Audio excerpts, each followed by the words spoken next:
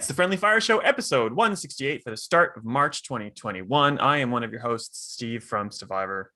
And I'm Ben from Stevivor. We're back. We are. And Yeah. we had a lockdown. It ended. Is that the last thing we did? Time we talked? I can't remember anymore. It was 2 weeks ago, which is a long time in these trying times.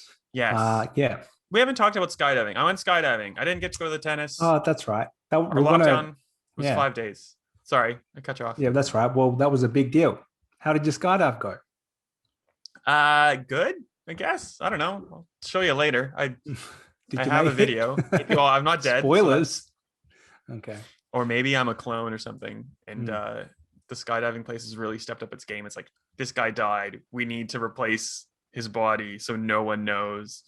No, it was good. It felt like it took like 10 seconds from jumping to landing. The video makes me look extremely fat because they had all these like things like super tight so I wouldn't die, and I'm hanging out of the harness, and it's quite disgusting. You know what? You're one of the least fat guys I know, so I'm sure it's fine. Well, I wrote down 80 kilograms for the form, and last time I weighed myself was like a year ago, and I was 75, and I'm like, oh, I'll round up. That should be right. And they get you on the scale, and I was like 80.4. So I'm like, oh, that's my COVID weight, I guess. Oh, 0.4. Lucky you. Well, 5.4 kilos of COVID weight. But anyway, it doesn't matter. It was really good. I'll show you the video later if you want, Ben. I don't know if I can show everybody, but if you know me, maybe I can sneak you a link. It's copyright held by the people, so I don't think I can just like slap it up on YouTube. But it was good. Anyway, who cares about that. You bought a house. Yep, so that's extremely stressful. That's why I played no games the past 2 weeks. It is in a terrible condition right now. We've ripped up the carpet. There's no carpet. It's half painted. I've learned about floor joists. I didn't know about that last week, but I've nailed the floor back down because it was all squeaky. So I'm learning on the go. Do I want to ask for more information about floor joints? No, that's basically it. Apparently very common in 2-story houses. They just get squeaky under the carpet. You got to screw them back in. Not nail screw. It's surprising amount of work having a house. Outrageous. Should have just bought a brand new house. But anyhow. Well, we bought a brand new house 4 years ago, and there's squeaky bits I got to fix. I don't know how to do it. Maybe I will talk to you later. Maybe we should just scrap this podcast altogether and start a home improvement one. Well, I'm not very good, but I am working on it. So, well, you're better than me, and I refrain from going like it's home. Well, I didn't because I just did it, but anyway. The only good news is I've moved house like 4 times in the past 4 years or so, 5 years.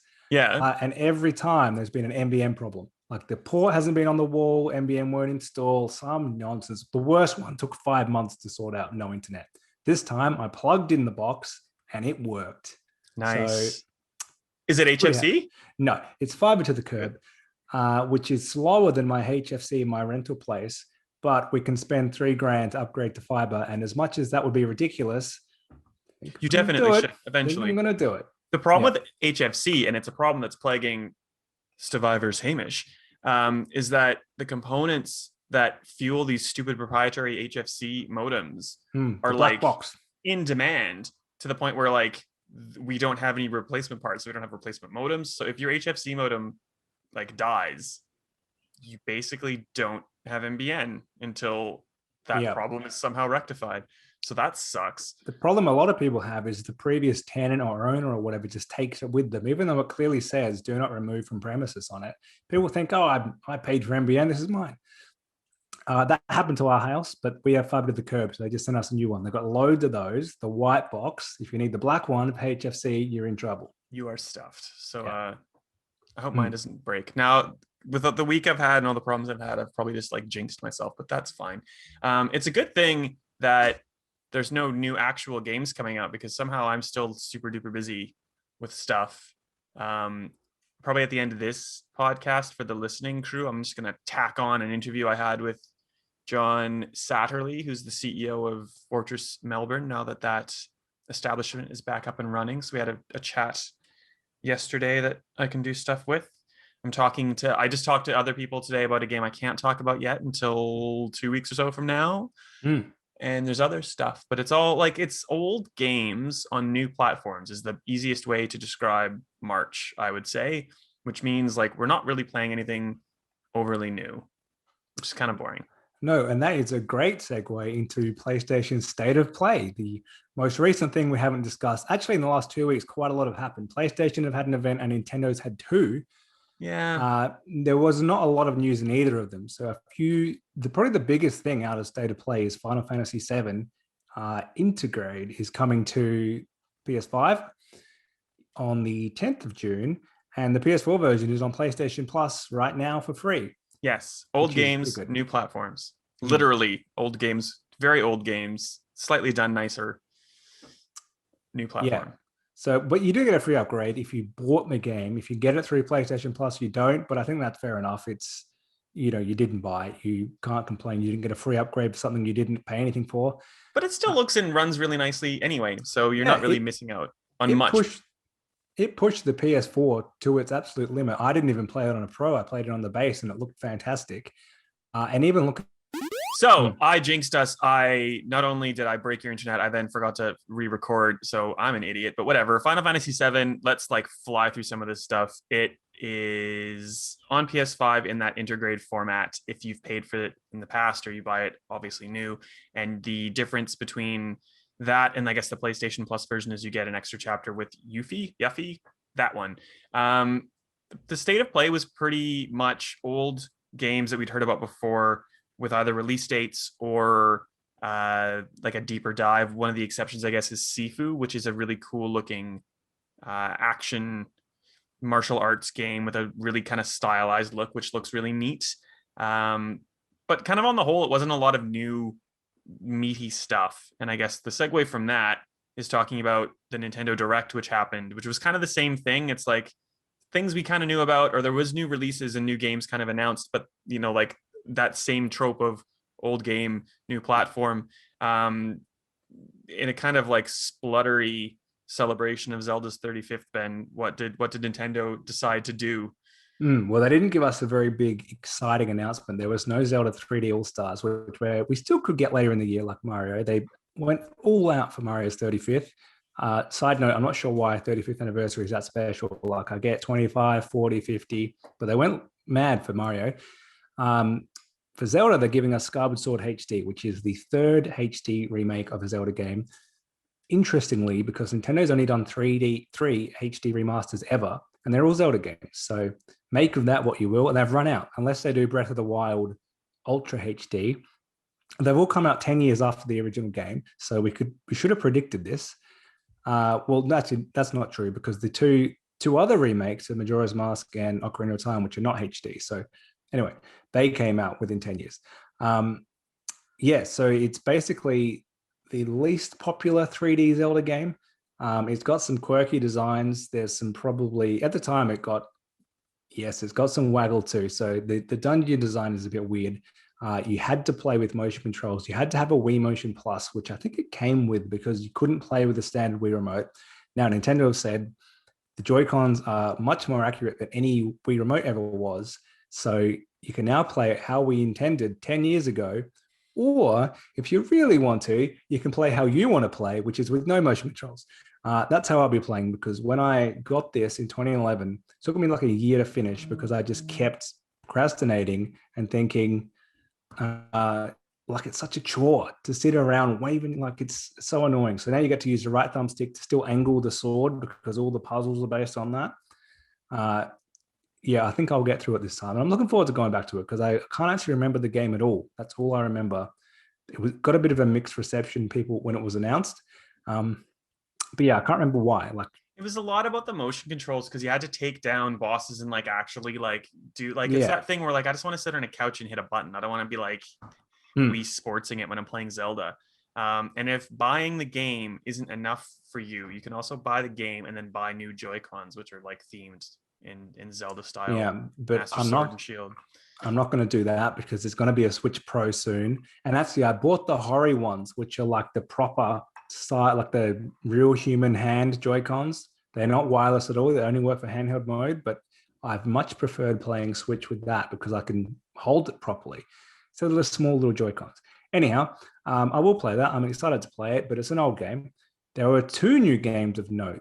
There were a few, but the two that kind of stood out from Nintendo first party is Splatoon 3. I don't think either of us have really gotten into Splatoon, so we probably can't deep dive into why we need a third one as opposed to just an expansion or DLC. I could barely tell you why that we needed Splatoon 2 compared to Splatoon 1. Like they put in like a boss, a salmon rush mode, which is kind of like a horde mode, but I like can tell you why. that was Because DLC. Splatoon 1 was on Wii, and they thought, let's just get some sales on Switch with a whole new start. And that was probably a wise move. I didn't expect them to go Splatoon 3. I thought it was going to be like Mario Kart, one a generation. We'd get a Splatoon 3 on the Switch too. But anyhow, the other one was Mario Golf Super Rush, I think. Yeah. Weirdly, there was no Mario Golf game on Wii, which still astonishes me. The last one was on GameCube for a console. There's been a few handheld ones. So I can see why they're doing this now. It's been a long time. It'll work well with the Joy-Con. I'm not going to play it with that. I'm not a golf fan, but I do like arcadey golf games. Like we played a lot of Power Star Golf at the launch of the Xbox One. Yes. Probably the last golf game I played. So I might give this a spin. Well, yeah, I like we have Power Star Golf. We have like proper golf games. I kind of wish that we would have gotten like a Mario Strikers instead. And I'm not like a huge football fan or anything like that. I just like Mario Strikers. Same type of thing. It's like an arcadey version. That's the Mario Sport games do well for a reason. They're fun to play. Yes. So that was like again, like Sony's. It was stuff that was kind of neat, but like you almost questioned why we were there for the majority of the direct. The Pokemon Direct, which followed that, was a little bit more meaty in terms of new things, but again, like old games on new platforms for sure. And tied in because it's the 25th anniversary of Pokemon, they had a Post Malone virtual concert, which will like feed into an album, which will have Post Malone and Katy Perry and someone else. And they're announcing new artists and having extra concerts for the rest of this year in celebration of Pokemon. They're remaking Diamond and Pearl, which are on DS, and Ben, that's like literally all I know about those games. Well, so these were the games when I thought I was too old for Pokemon, but I had one friend in high school. We would have been like 16, I think. And we both got one of them each, so we could trade between it on DS and sneakily doing it after school because it was like, this is uncool. But it was the time when I realized I'm just going to do what I want to do that I enjoy. So that's why I played Pokemon Diamond, I think. I think I still got it somewhere. So yeah, I'll play this again. It's from that, probably after that actually is when I lost touch. You know, I was old enough to go to a pub, so I didn't play Black and White. But then I came back with like Sun and Moon when I was old enough to not want to go to the pub anymore. So, or I didn't have enough money. Something happened. Yeah, I think it looks very DS-y still. Like it's a remake in the sense that it's a little more switchy. It kind of looks like Link's Awakening on Switch. Like they've kept it because they need to play in that kind of 2D top-down view.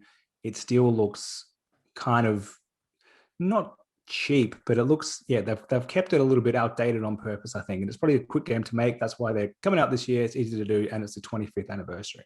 Little effort as possible, I think, is the key there. They will sell 20 million, so it doesn't matter. There was another game announced, which was 22, another direct, which was all about the games coming this year. We should mention they did show Pokemon Snap, new Pokemon Snap, which is another blast from the past kind of remade. It's basically a remake. Now, explain to me what you thought was happening in the 2022 game. Someone made I didn't see a whole bunch of it either because I was trying to write about it, and then I just they didn't show very much. Pokemon. Someone made a joke like it looks like they've taken Zelda and made it like more like Pokemon, and taken Pokemon and made it more like Zelda. So I don't know, like open worldy, lots of Japanese costumes, old things, wooden Pokeballs. Open world was the buzzword, but I don't know, like you look at people running around on the old Pokemon maps and you could just think that they were open world too. Like it's, I don't know, you're just moving in an environment. Did I answer your question, or did I kind of just talk around it? I have no idea. So they didn't show us much. So they just kind of teased Pokemon Legends with a small little gameplay clip, and they kind of said this is set in the past in the same region as Diamond and Pearl, probably because it's easier to develop like that. And they kind of showed like, oh, but even though this is in old timey times, you still use a Pokeball. and you're doing the first ever Pokedex for this region, this hints towards what people have wanted the whole time. Like back in the Game Boy days, people said, imagine if there was a console Pokemon game that was open world and you could do whatever you want. And then they came to console with Switch, and it's still the handheld formula because that's what works. So they're hinting that they've made it clear this is not in the main series in case it flops. And there are loads of Pokemon spin-off games, so it is just another one of those at the moment. But they're trying different things.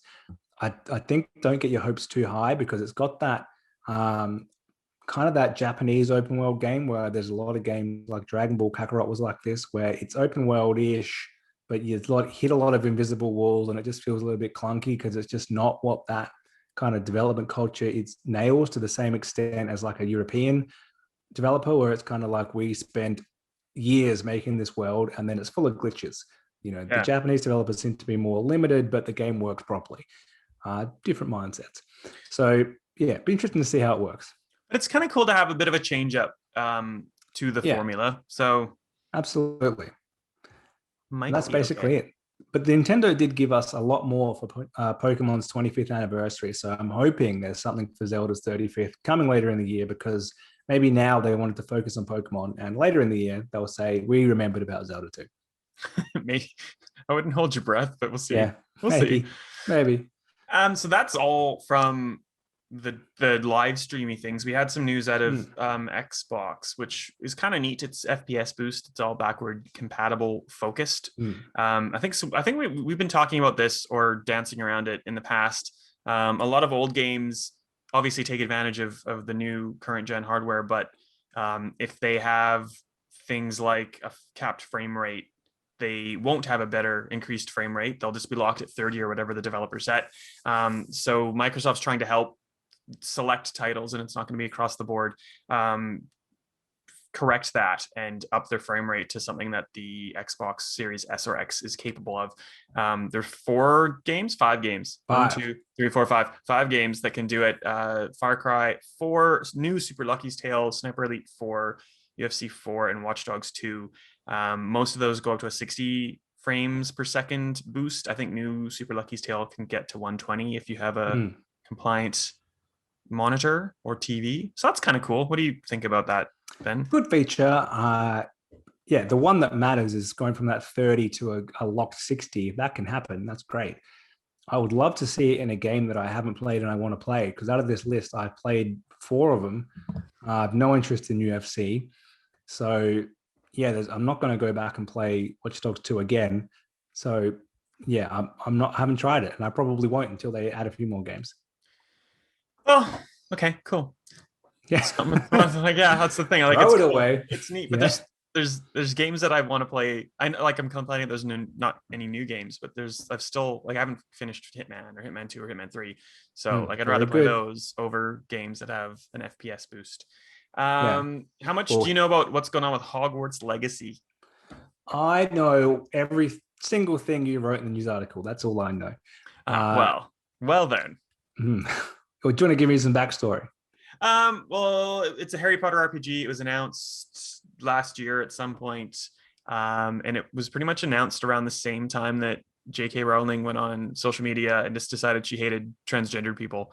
So there was a lot of backlash from people saying, well, like, I like Harry Potter, but I'm not keen on what she's saying right now, which prompted a statement from Warner Brothers saying that she wasn't directly involved with the game.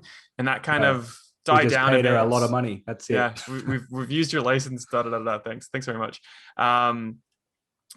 Sometime last month, it was discovered that the lead designer on the game at Avalanche Studios, I forget his name, launched a YouTube channel a couple years back with just like anti-social justice warriors, like attacking feminism, defending men in companies accused of like sexual harassment and toxic workplaces, and just like, he doesn't seem like a decent person, I guess is the best way to summarize him.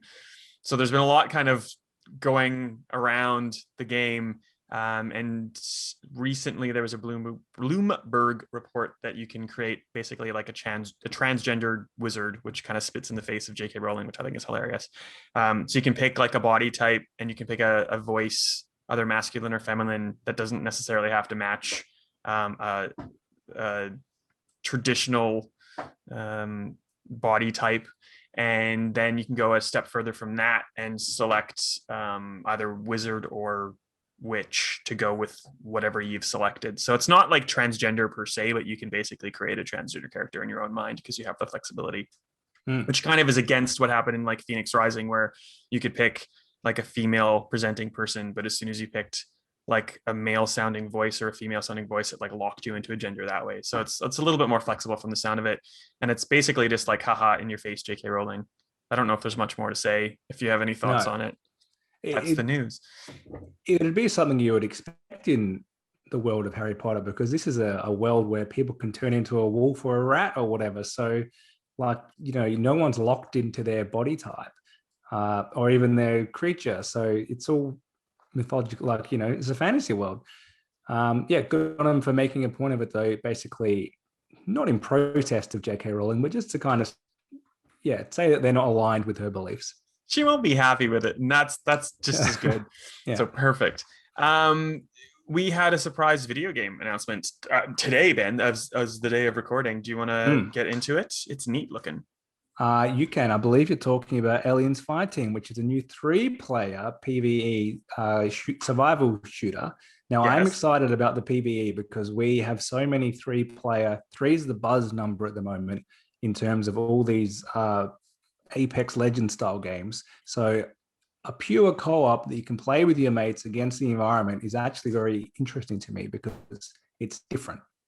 Yes. And you can go offline and play just with like AI people, but it doesn't sound like it's like asynchronous. Like no one has to play as the alien against the Marines. You're playing as colonial Marines and you're up against xenomorphs and like Wayland Yutani. There's 5. I don't know if that's right. There's a number of scenarios that you can play, and there's like things like challenge cards which you can drop in to change how the scenario plays. It's by Cold Iron, who I don't think have done anything. They're formed out of a whole bunch of other studios. No, that's good. But it looks, the screenshots look cool. The trailer looks cool. It's coming this year, like mid this year. So we won't have long to wait to see if it sucks. Developers, or at least publishers, are not wanting to announce games until they're certain that this is coming out and we can get this done. Now, I did get a feel of Evolve from this, which was a game that was fantastic to play if you happen to have the people you're playing with right next to you, which is how no one played that game, and it's why it failed. So it got great media previews because that's how we played it. And then when it came out in the real world, the idiots you played with online just were not fun at all. So hard to avoid, and I guess that's where the AI option comes in. You can play with yourself basically, but that's almost my worry with these games. Are they going to be good if you only have 2 people, or you only have yourself, or you have total randoms playing with you? Wait and see.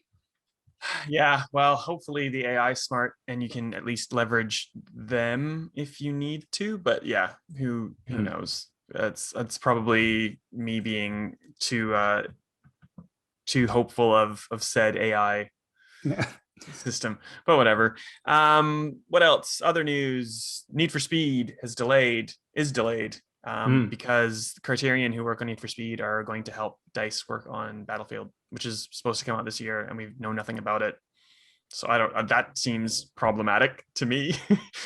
I think this is another case of they haven't shown it because they don't know what they're going to get to by the end of the year, which is why they've done this. They've obviously realized that in the current situation, the normal practices of DICE staff going in and working 100-hour weeks is not going to work. They need extra studio support, and they've picked Battlefield is the big moneymaker for EA this year. I'm looking forward to a Battlefield. It's been enough time without a new one, that it should be pretty good. So yeah, I'm a little bit worried that we don't know anything. There would normally be the big press trips have already happened by now, or they would be happening very soon. Obviously, they won't happen now. They would just be live stream or something.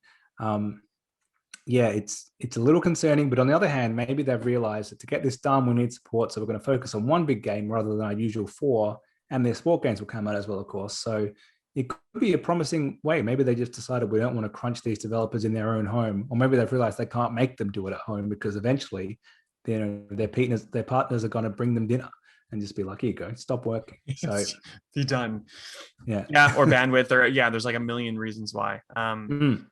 I am optimistic. It sounds like it'll be a good move, and it sounds like EA is being a little bit more friendly to developers, so they're not stressing out like you were saying. Have you had a chance to do a lot of the Xbox Game Pass streaming to your Android device? It's technically not that in Australia. It's just the xCloud preview program or whatever it's That's called. what we're in. I played a little bit, not as much as I'd hoped to have played by now. There's a small selection of games available through xCloud, and you can also stream from your console any game. So they're two separate things. As we keep pointing out, Xbox has done a bad job of making those clearly different. They are different things. But yeah, there's your Forza Horizon 4, your Halo Master Chief Collection, for some reason Cricket 19. These games are on Android. It works pretty well. So I'm playing with the Kishi Razer controller, which is basically turns your phone into a Switch. I think a bit easier than the clip that we used at E3 with your phone above the normal controller. It's just a bit awkward to play like that. That's what I still use. Yeah, so I think it works pretty well.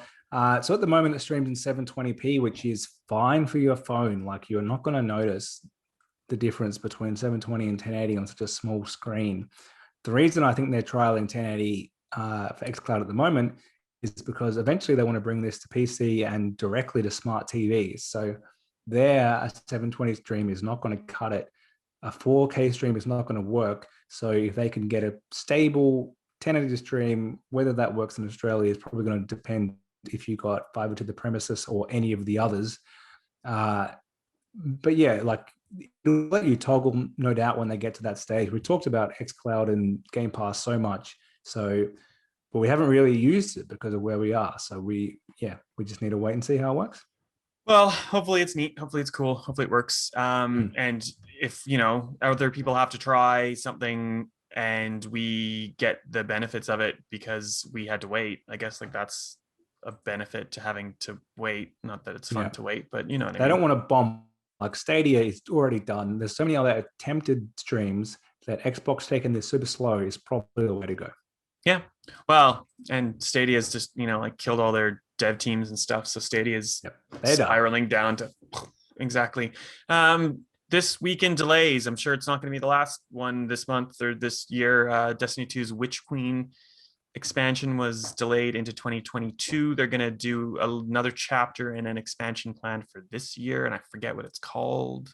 Lightbringer? No, not that. Something like that. I don't know. Whatever. What else is canceled, Ben? E3 2021 is not happening. So we had grand plans to go last year. We knew we weren't going to go this year, but now we've confirmed that. So maybe 22 will be our E3 swan song, delayed 2 years. Who knows? It was nice just having that little bit of hope that we were still going to go, Ben. Like, I know it's not a chance, but it was kind of nice just being like, maybe everything somehow happens. Oh, okay, that's not true. Australia is definitely going to be okay by then, but I wouldn't think that the States or LA specifically is going to be okay. Well, they could do an E3 here or New Zealand. They're pretty good. We could all go to New Zealand for E3, just Australia. That'd be good. They've got Gabe Newell's there. He can do something. Phil Spencer can Half-Life 3 come in confirmed. on a screen. Yeah, there we go. No surprise. Apparently, they're thinking about doing a digital event. That's not really going to work. I don't think. It'll be interesting to see if E3 comes back from this. It was already struggling to kind of know what it was. Is it trying to be that big media trade show? Is it trying to be open to the public? What's it trying to do? A lot of publishers were done. One or two things. It either won't come back, or it'll come back. It will be a bit more sure of what it wants to be, and it will get that publisher support. It'll go beg PlayStation and EA and whoever else left to come back for an attempt to reboot, basically. So the time off might not be that bad. It's kind of like they've had some time off. If they're going to come back, it needs to be worked out in a new format and something that's going to be successful. Yeah. And I think it's just that thing of, like, all the publishers know they can do it themselves. So why? And, like, Activision, Sony, EA have already basically pulled out. And, like, I think Phil Spencer's like, no, we're going to support the EA, we're going to support this. But, like, why? Like, there's got to be something better that can be Yeah, done. well, I don't know if what that there- is, but that's not my job. I don't care. if there's no more E3, it means you'll never get the chance to stay at the Hotel Cecil ever again because you stayed there. I had forgotten about this until Please it don't came remind me. back. Came back on Netflix in this documentary, and you were there that year. It was gross. It was gross. That documentary is bullshit though. It's just like people on YouTube like talking about their weird conspiracy theories very quickly into it. But that hotel was disgusting. And that was my first T3. And we stayed there because we didn't know any better. And then I tell you what, I never went anywhere near that place because it is actually terrifying. It's terrifying in so many ways. I'm sure I've told the story where I was walking back to that hotel and I was following this gigantic dude who was like almost naked, swinging a bat, singing a song about going to get crack. Like it was not a great place to be. So I am very sorry for that poor Canadian backpacker who ended up in the water tank. But I'm grossed out at the thought of her being in the water tank. So that's I think that. that's a great place to leave it. The real Cecil Hotel, you heard it right there. Not what you've heard on Netflix. Gross. Yeah. Anyway, Ben, how do we follow you and see things that you do and etc.? I am Ben_Salter on Twitter, and yourself. I am. What am I? Wright AU on social medias. I'm not on that new one. What's it called? Broadcast or whatever. No, I'm just. I don't even know Twitter, what it is. So I'm too old to know what these things are anymore. Yeah. I don't even care. All right. Well, follow us there. Go to the website. Hopefully, I can fix whatever I broke so it's not running like a turtle stuck in molasses. I don't know. All right. Have a good night, Ben. We'll see you next time.